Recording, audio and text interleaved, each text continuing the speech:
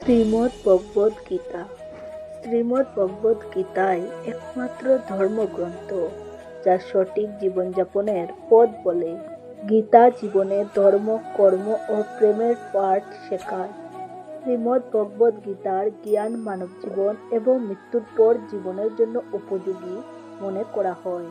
গীতা হলো সম্পূর্ণ জীবন দর্শন, আর যে ব্যক্তি তা অনুসরণ করে সে সর্বোত্তম।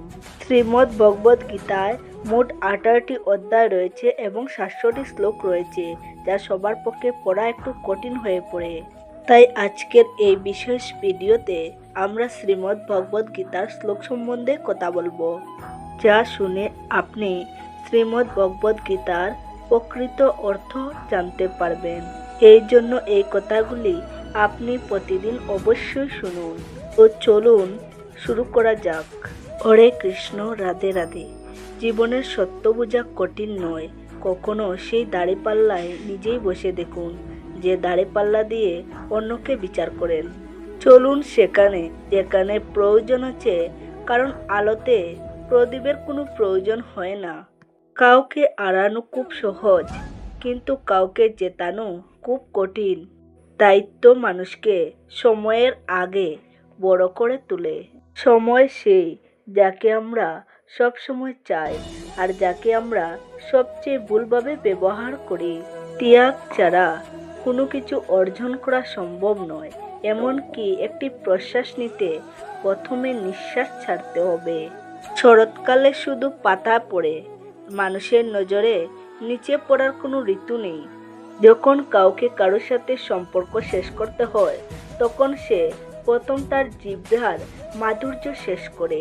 চোখে অনেক ঘুম, কিন্তু ঘুম আসে না। এখন এমন কিছু করার সময়, তা হেলায় আড়াবেন না। জীবনে জ্বর আসাটা দরকারি। তখনই আমরা জানতে পারবো যে কে আমাদের হাত ধরে রেখেছে আর কে ছেড়ে চলে যাচ্ছে।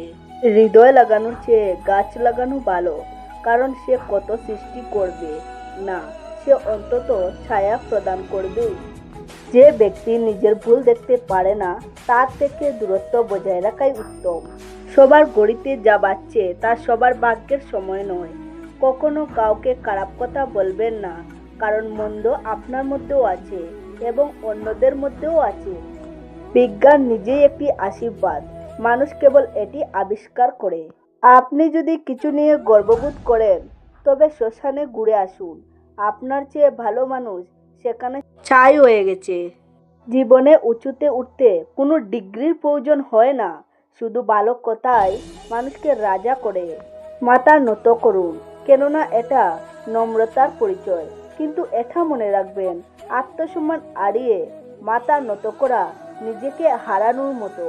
গন্তব্য থেকে বিপদগামী করে দেয় অনেক লোক, তাই সবাইকে পথ জিজ্ঞাসা করা উচিত নয়। সময় সবাই পায় জীবন পরিবর্তন করার জন্য, কিন্তু জীবন দ্বিতীয়বার আসে না।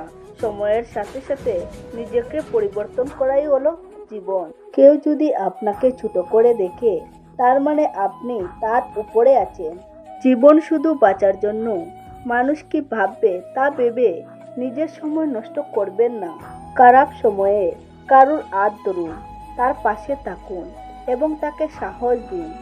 কারণ খারাপ সময় অল্প সময়ের মধ্যে চলে যাবে, কিন্তু সে সারা জীবন আপনাকে আশীর্বাদ করবে। মানুষ সকাল থেকে সন্ধ্যা পর্যন্ত পরিশ্রম করে ক্লান্ত হয় না, যতটা সে এক মুহূর্তের দুশ্চিন্তা ও রাগের কারণে ক্লান্ত হয়ে যায়। ঈশ্বরের সাথে আপনার যদি ভালো সম্পর্ক থাকে, তাহলে আপনার কারোর প্রয়োজন নেই, আর আপনি নিজেই সবার প্রয়োজন হয়ে উঠবেন। জেতার পর সারা পৃথিবী তোমাকে আলিঙ্গন করে, কিন্তু হারার পর যে তোমাকে আলিঙ্গন করে সে তোমার আপন।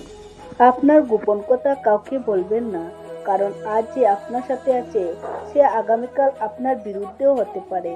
ভগবান বলেন, তুমি ঘুমানোর আগে সবাইকে ক্ষমা করে দাও, আর আমি তোমাকে ঘুম থেকে ওঠার আগে ক্ষমা করে দেব। মানুষ আপনাকে সাহায্য করতে পারবে না, নিজের সাহায্য নিজেই করুন। আপনি আপনার নিজের সবচেয়ে বড় বন্ধু এবং আপনার সবচেয়ে বড় শত্রু। মানুষ বড় বড় কথা বলতে শুরু করলে জ্ঞানী হয় না, বুদ্ধিমান হয় যখন সে ছোট ছোট কথা বুঝতে শুরু করে। আপনি কখন সঠিক ছিলেন তা কেউ মনে রাখে না, তবে আপনি কখন ভুলছিলেন এটা সবাই মনে রাখবে। সব দুঃখ দূর হলে মন খুশি হবে, এটা তোমার ভ্রম। মনকে খুশি রাখো, সব দুঃখ দূর হয়ে যাবে, এটাই বাস্তব। যদি কারোর কথা খারাপ লাগে তাহলে দুইভাবে ভাববেন। যদি ব্যক্তিটা গুরুত্বপূর্ণ হয় তাহলে কথাটা ভুলে যান, আর যদি কথাটা গুরুত্বপূর্ণ হয় তো ব্যক্তিকে ভুলে যান। সম্পর্ক শুধু রক্তের ভিত্তিতে হয় না, দুঃসময়ে যে হাত ধরে তার চেয়ে বড় কোনো সম্পর্ক নেই। ভগবান শ্রীকৃষ্ণ বলেছেন, তুমি আমার উপর সবকিছু ছেড়ে দাও, দুঃখ কষ্ট ছেড়ে শান্ত হয়ে আমাকে স্মরণ করো, ধীরে ধীরে তোমার জীবন সুখে পরিণত হবে। প্রতি রাতে ঘুমানোর আগে ঈশ্বরের কাছে আপনার সমস্ত দৈনন্দিন রুটিন পাঠ করুন। কাউকে কষ্ট দিয়ে থাকলে মনে মনে তার কাছে ক্ষমা চান। যদি কেউ আপনাকে কষ্ট দিয়ে থাকে তাকে ক্ষমা করুন। আপনার সমস্ত চিন্তা ঈশ্বরের কাছে হস্তান্তর করুন এবং ঘুমোতে যান। বিশ্বাস করুন, এটি আপনার জীবনকে সুখী করে তুলবে। রাগের মাথায় বলা একটি শব্দ এতটাই বিষাক্ত হতে পারে, আপনার সম্পর্কে হাজারটা সুন্দর জিনিস ধ্বংস করে দিতে পারে। সবাইকে হাসান, কিন্তু কখনো কারোর উপর হাসবেন না, আর কাউকে দুঃখ দেবেন না। সবার পথে প্রদীপ জ্বালান, কিন্তু কারোর মন জ্বালাবেন না, এটাই জীবনের রীতি। আশীর্বাদ এবং প্রার্থনা অসম্ভবকে সম্ভব করে তোলে। ভগবানের আমাদের শরীর বা অর্থের প্রয়োজন নেই, ভগবানের শুধু দরকার বিশুদ্ধ মন। সেই জন্য তিনি আমাদের কিছু ছেড়ে দিতে বলেন না। যা আসছে তা গতকালের চেয়ে সবসময় ভালো, এই একটি চিন্তা আপনাকে জীবনে কখনো হতাশ হতে দেবে না। সুখ যে কোনো কারোর সাথে ভাগ করে নিতে পারেন, কিন্তু দুঃখ সবসময় বিশ্বাসযোগ্য মানুষের সাথেই ভাগ করবেন। জীবনের সময় যেমনই আসুক পরিবারের সাথে থাকুন। সুখ ভাগ করলে বেড়ে যায়, দুঃখ ভাগ করলে কমে যায়। একজন সত্যিকারের বন্ধু সেই যে আপনার সাথে দাঁড়ায়, এমনকি এমন সময়ে যখন সারা বিশ্ব আপনার বিরুদ্ধে থাকে। আপনার যা কিছু আছে তার জন্য সর্বদা আপনার হৃদয় থেকে ধন্যবাদ বলুন। বিশ্বাস করুন, যা আছে তার থেকে দ্বিগুণ বেড়ে যাবে। শ্রীকৃষ্ণকে কত কিছু ছাড়তে হয়েছিল। প্রথমে মা, তারপরে বাবা, কিশোর বয়সে সঙ্গী সাথী ছাড়তে হলো, রাধাকে ছাড়তে হলো, গোকুল ছাড়তে হলো, পরে মথুরা ছাড়তে হলো। শ্রীকৃষ্ণকে জীবনে কিছু না কিছু ছাড়তেই হয়েছে। যা ছাড়েননি তা হলো দেবত্ব, মুখে হাসি এবং ইতিবাচক আত্মা। শ্রীকৃষ্ণ দুঃখের নয়, উৎসবের প্রতীক। সবকিছু ছেড়েও কিভাবে খুশি থাকতে হয় তা শ্রীকৃষ্ণ ছাড়া আর কেউ বলতে পারবেন না। তাই সবসময় খুশি থাকুন এবং আসতে থাকুন। যদি কাউকে আপনার ভালো লাগে তাহলে ভালো সে নয়, ভালো আপনি। তার মধ্যে ভালো দেখার চোখ আপনার মধ্যেই আছে। নিজের কষ্টের জন্য পৃথিবীকে দোষ দিয়ে লাভ নেই। নিজের মনকে বুঝান, আপনার মনের পরিবর্তন আপনার দুঃখের অন্ত। আপনার চিন্তা এবং উদ্দেশ্য ভালো রাখুন, তাহলে ভগবান নিজেই আপনার কষ্ট দূর করবেন। মনে রাখবেন, ঈশ্বরের প্রতি কখনো আশা হারাবেন না এবং কখনো পৃথিবীর মানুষের উপর আশা রাখবেন না। সুখ আর দুঃখ একটা পয়সার দুই পিঠ। যেখানে সুখ থাকবে সেখানে দুঃখও থাকবে, আর যেখানে কষ্ট থাকবে সেখানে সুখও থাকবে। তাই সুখ দুঃখের সম্বন্ধে না ভেবে নিরন্তর প্রচেষ্টা করতে থাকুন। একটা কথা সর্বদা মনে রাখবেন, কারোর পায়ে পড়লেও তুমি ভালোবাসা আর সম্মান পাবে না। নিজের আত্মসম্মানকে বাঁচিয়ে রাখুন। যদি তা আপনার ভাগ্যে আছে তাহলে সে নিজেই এটে আসবে। অন্যদের পরাজিত করতে দেবেন না, শুধু নিজেকে এগিয়ে নিয়ে যাওয়ার জেদ রাখুন। দুটি জিনিস একজন মানুষের ভাগ্য গঠন করে। প্রথমত আপনার স্বভাবের মধ্যে যদি সৌহার্দ্য, নম্রতা এবং গুণ থাকে তবে আপনার ভাগ্য উজ্জ্বল হবে। আপনার স্বভাব যদি রাগান্বিত বা অলস হয় তবে আপনার ভাগ্যের অবনতি কেউ আটকাতে পারবে না। তাই আপনার স্বভাবকে মিষ্টি ও আকর্ষণীয় করে তুলুন। দ্বিতীয়ত আপনার কথা।